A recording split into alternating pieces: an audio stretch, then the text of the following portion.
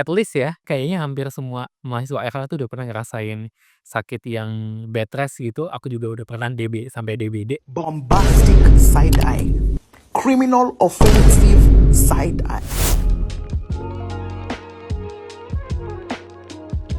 Halo semuanya, nama aku Gala Tangkuti, aku adalah mahasiswa IPB University semester 6 di jurusan Arsitektur Lanskap. Hari ini aku akan lanjut sharing tentang apa aja soft skill yang dibutuhin oleh seorang mahasiswa arsitektur lanskap. Berbeda dengan hard skill, yaitu skill teknis, soft skill ini sesuatu yang biasanya intangible ya, nggak kelihatan, itu biasanya terkait sama diri kalian secara personal atau ketika kalian berhubungan dengan orang lain.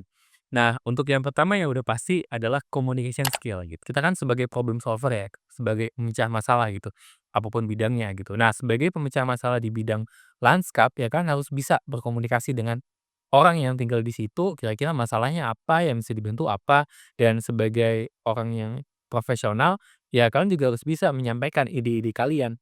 Itu basic banget sih ya, cuman itu penting dan jujur sampai sekarang nggak semua orang bisa presentasi, nggak semua orang bisa ngomong kayak gitu.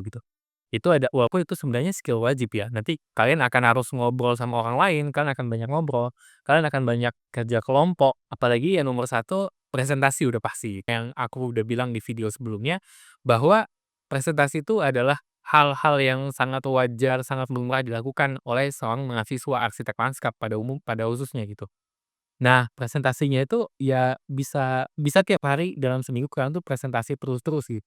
Jadi di situ ya kan harus bisa mengatur diri, gimana caranya ngomong supaya jelas, gimana caranya ngomong supaya orang mau dengerin kalian, nggak tidur-tiduran, tuh itu penting banget sih. Kemudian skill yang kalian butuhkan adalah kita nih sebagai arsitek lanskap, karena kita multidisiplin, ya kita tuh harus teamwork ya, kita nggak bisa kerja sendiri, one man show lah gitu, nggak bisa. Kita tuh harus kerja tim, kita tuh harus kerja bareng sama teman-teman yang lain, karena nggak semuanya kita bisa kerjain sendiri, skopnya terlalu besar kalau misalnya kita kerjain sendiri. Jadi kita harus bisa komunikasi yang baik sama orang lain, kita harus bisa, ngomong dengan jelas, kita nggak boleh miskom gitu. Kalaupun ada miskom nanti gimana cara kita harus follow up-nya sama orang lain, itu ya penting sekali ya buat komunikasi apalagi buat teamwork gitu.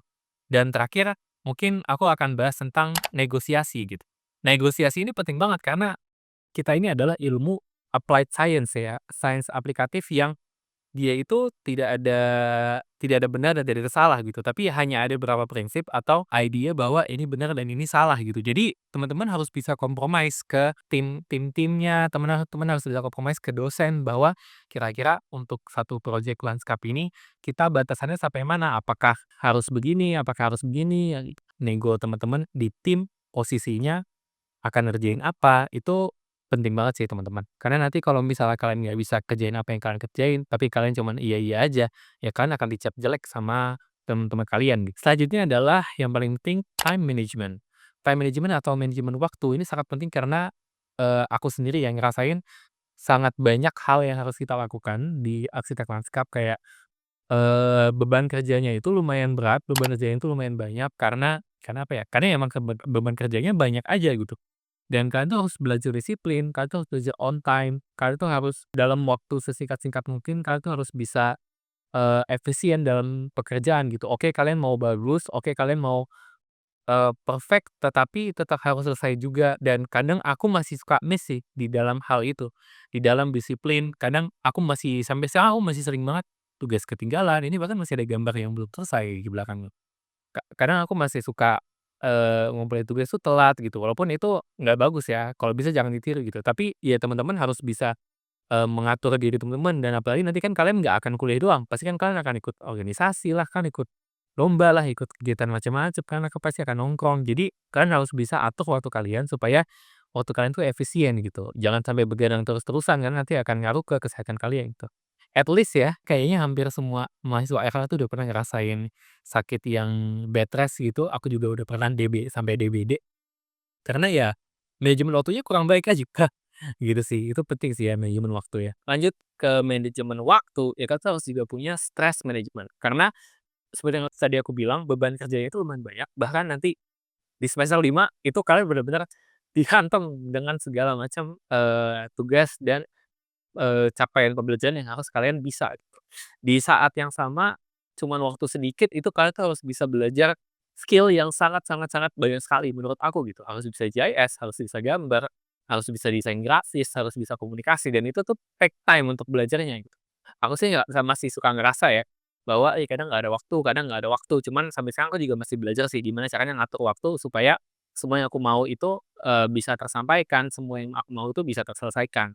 Jadi kadang aku juga suka stres, teman-teman aku sampai ada yang, dia demam, mungkin harus ada yang sakit, karena ya emang tidak bisa dimungkiri bahwa kami itu lumayan stres karena beban kerjanya itu cukup banyak, begitu. Nah, kita lanjut ke terakhir yaitu multidisiplin learning.